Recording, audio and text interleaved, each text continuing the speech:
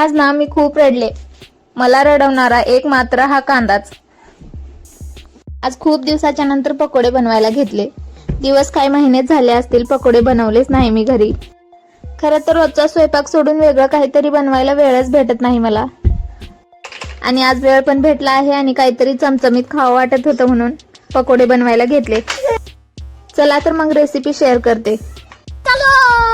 तर ना मी इथे मोठ्या आकाराचे 5-6 कांदे उभे चिरून घेतले आहे आणि 2 वाटे बेसन पीठ घेतले. त्याच्यात चवीपुरतं मीठ, हळद, लाल तिखट टाकून मिक्स करून घेतले आणि कापलेले कांदे पण याच्यात टाकून छान मिसळून घेतले. नंतर थोडं थोडं पाणी टाकून याला ओलं करून घ्यायचं आहे. हो, फक्त ओलंच करून घ्यायचं आहे, पाणी इतपत टाकायचं आहे. मिश्रण फक्त ओलं झालं पाहिजे. भज्यासारखं जास्त पातळ पीठ बनवायचं नाही आपल्याला, नाहीतर मग पकोडे नाही भजेच बनतात बरं का. तर मी इथे थोडं थोडं पाणी टाकून छान मिक्स करून घेतले. आता जाऊया तळायच्या प्रोसेसला. तर मी इथे गॅस ऑन करून एक कढाई ठेवून घेतली आहे. त्याच्यात तेल ओतून घेतलं. इथे तेल गरम होते तो साईड बाय साईड चहा पण करून घेतली मी आणि त्यांना एक बॅच तळून पण दिले चहा बरोबर. तर बघा मी इथे पीठ एकदम हलक्या हाताने तेलात सोडत आहे. एकाच ठिकाणी भज्यासारखं टाकायचं नाही आपल्याला. कांदे हाताने मोकळे मोकळे करत सगळीकडे टाकत जायचं आहे आणि गॅस मीडियम फ्लेमवर ठेवला आहे. एकदाचे तेल गरम झालं की मग मीडियम फ्लेमवरच सगळे पकोडे तळून घ्यायचे आहेत. तर बघा इथे माझे सगळे पकोडे तळून झाले आहेत आणि अर्धे तर त्यांनी खाऊनच पार केलेत. आणि हे तुमच्यासाठी. आणि अशा पद्धतीने पकोडे बनवल्यावर छान कुरकुरीत होतात बरं का. नक्की ट्राय करून बघा. आणि मी किचनमध्ये असल्यावर आरव इथे येणार नाही असं कधी होणारच नाही.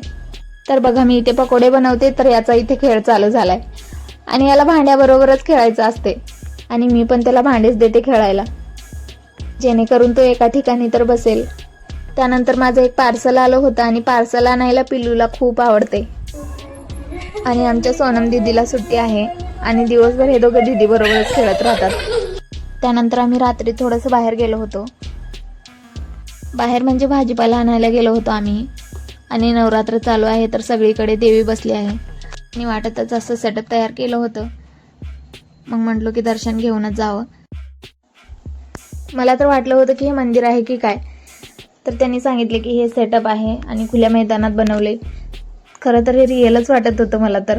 आणि हे इतकं सुंदर बनवलं होतं की मी तर याच्याकडे बघतच राहिली होती आणि सगळं काही खरोखरच दिसत होतं. खूप छान प्रकारे सजावट केली होती इथं.